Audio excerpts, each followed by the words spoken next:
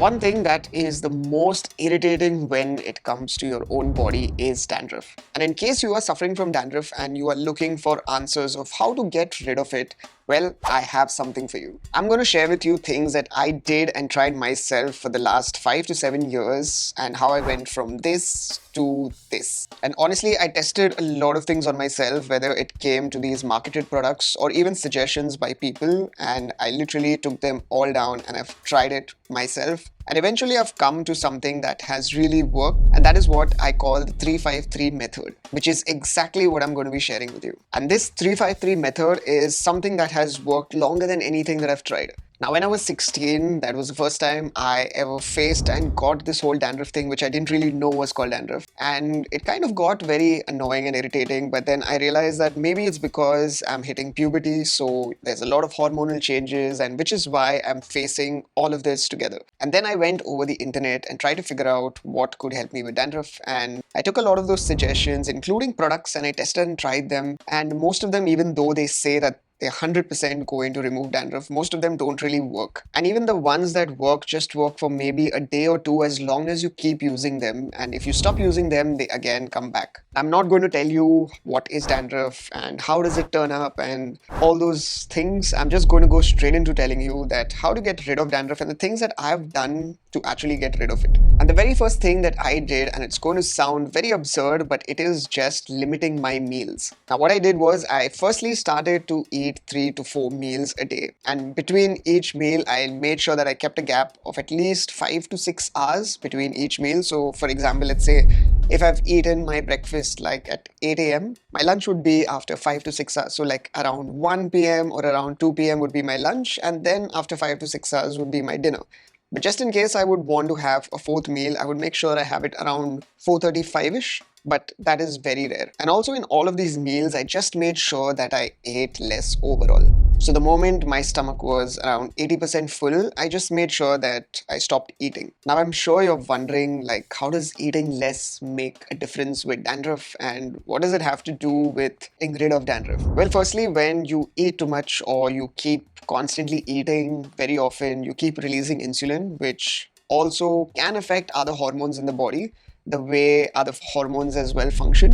And apart from that, what happens is when you're going on a longer gap between your meals, you're also going into a fasting state, which pretty much helps your body clean up the cells and goes into something which is called as autophagy, which is a cellular self-cleanup. And I know it sounds very absurd and very weird, but honestly, it somehow worked. And just eating lesser or eating around 3 to 4 meals a day quite is one part of the puzzle.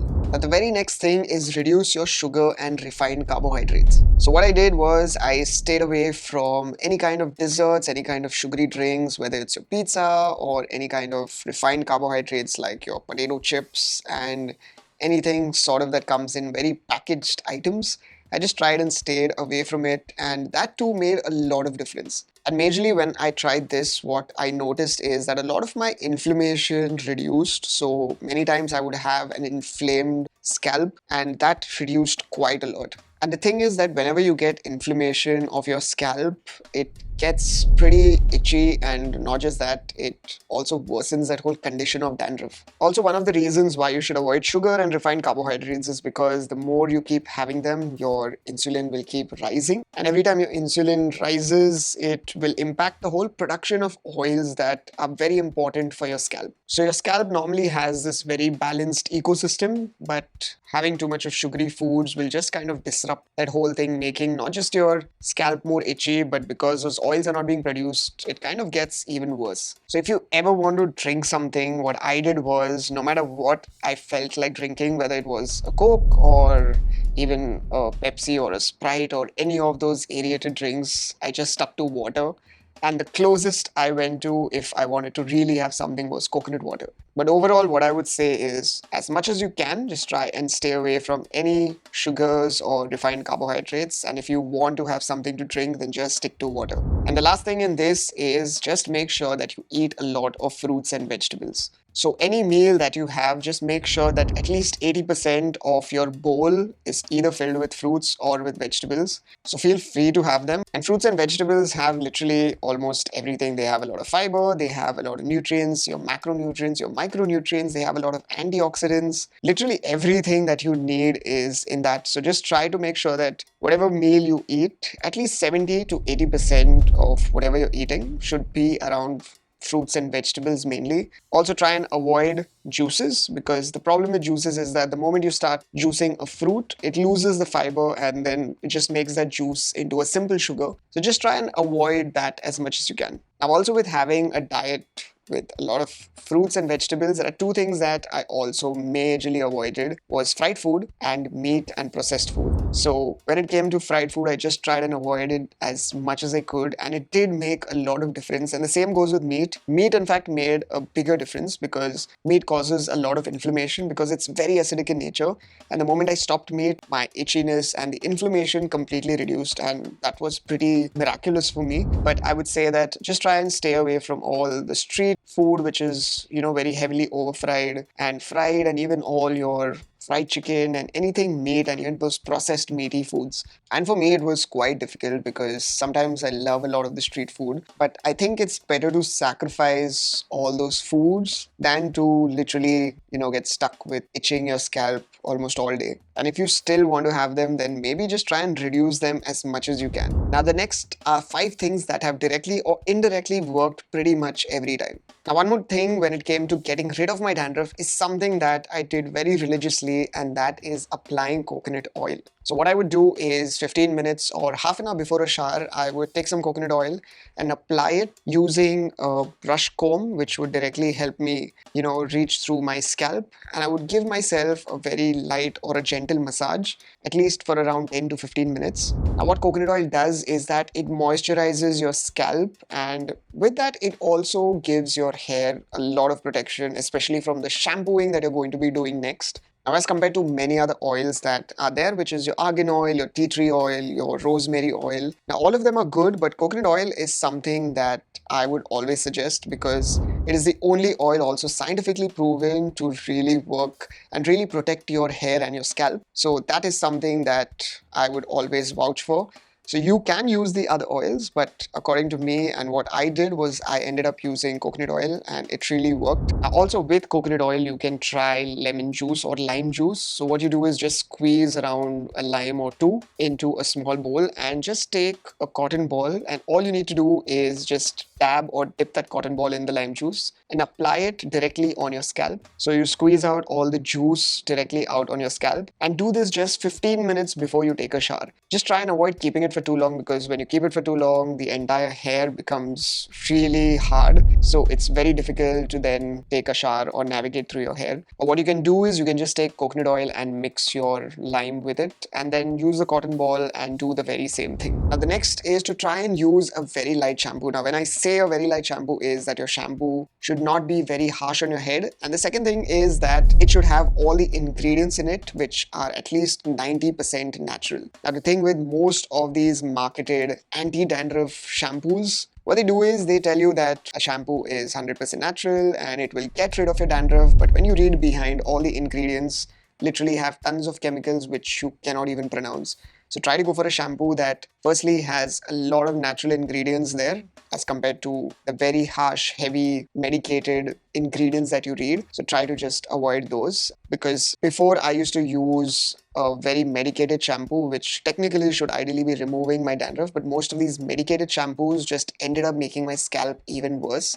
So just make sure that if you're trying those medicated shampoos and if it's making your scalp worse, please stop it and go for a much lighter shampoo, and you'll be the best to make that decision. So try to figure out and test and try what shampoo really suits your head, but in the long run, try to go for something more natural than something with a lot of chemicals. Now, following your shampoo, just make sure that you avoid using a lot of harsh products or harsh chemicals that really trouble your scalp. So try and use them as less as possible. So whether it's your gels, your wax, your hairsprays, and anything that you use, those hair products which have tons of chemicals in it, and you're just using them almost every day on your head, just try and avoid them as much as you can, because sometimes they can also be your triggers. Like for me, whenever I would use a hair gel, my hair would get very dry and eventually my scalp would start getting much itchier an hour or two later. And not just that, but even if I use those hairsprays, somehow after a while you can feel that chemical pretty much irritating your scalp. So all those things kind of just trigger your dandruff. So try to stay away from all these harsh hair products that are there. And when the weathers were quite cold, my hair would get pretty dry after a shower. So what I would do is just try and use a little serum, which I would just try and apply on the hair. Just a very tinsy bit to just give it a nice little smoothing feeling. But apart from that, I would just try and avoid any kind of products as much as I could.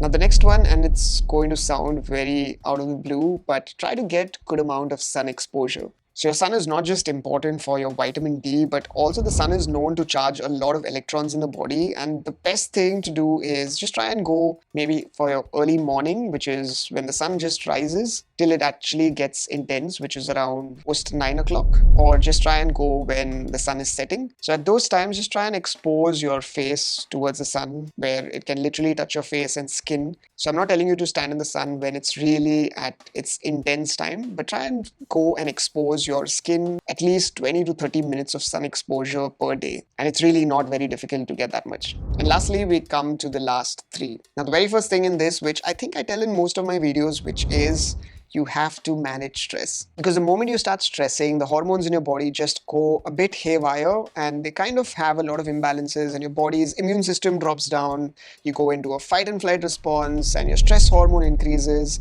And all that is not literally good when it comes to your scalp. And there are times where some things would stress me out a little more than normal, and those are the times I would try and watch something more feel good, or maybe I would just watch something that's really funny so that it would just take my mind temporarily away, but somehow that would work. Or sometimes I would do breathing exercises, and if I have the time at that moment, I would just sit quietly and meditate. And for some people, I know that when they want to, just remove their frustration, they do it even while working out, which doesn't work for me, but it works for them. So just do anything that will help you relieve that stress. Now, the next thing is also try and maintain a good sleep schedule. Now, the thing is that initially I used to have a very horrible schedule where I used to not really sleep at night and I would sleep at any time. But eventually I tried to sleep for around 7 to 9 hours, pretty much sleep at the same time and wake up at the same time. But I had trouble falling asleep. So I would take 5 milligrams of melatonin just around an hour or an hour and a half before I went to sleep.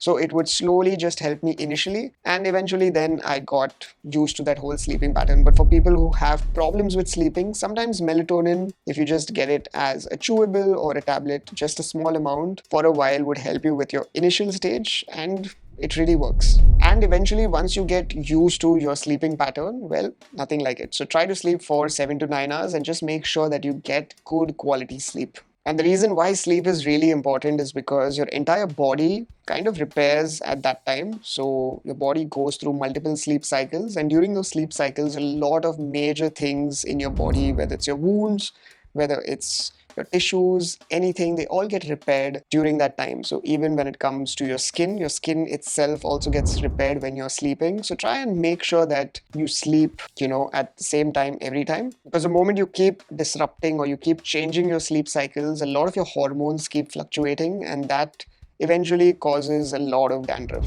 And last but not the least is to exercise. Now, what I do is I try to make sure that at least 3 to 4 times a week I exercise. And it doesn't mean that I need to go to a gym. It doesn't need to be something where it has to be lifting weights, but do anything that you like and you can stick to. So even if it's badminton, even if it's football, even if you like to jog, or maybe just take a long walk, just do it. But try to make sure you do it for at least 45 minutes to an hour. Exercise doesn't just help you regulate your hormones and balance them out, which will indirectly help your dandruff, but it also is just good overall for your body. Now, whatever I've shared with you is something that has really worked with me, and you can also try it out as well. But in case something doesn't really work for you, just make sure that you experiment things on trial and error basis. To be very honest, there's no one size fits all So try things out, but also make sure that you customize it for your skin. And when it comes to getting rid of your dandruff, it is not just one or two things that will solve the problem. It comes down to multiple things, whether it's tweaking your diet or trying different shampoos or even trying different products. Because it's not just about getting rid of the dandruff, but it's more about trying to not let it keep coming back.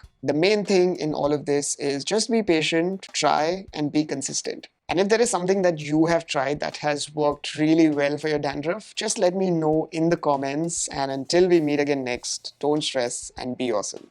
Rocher that.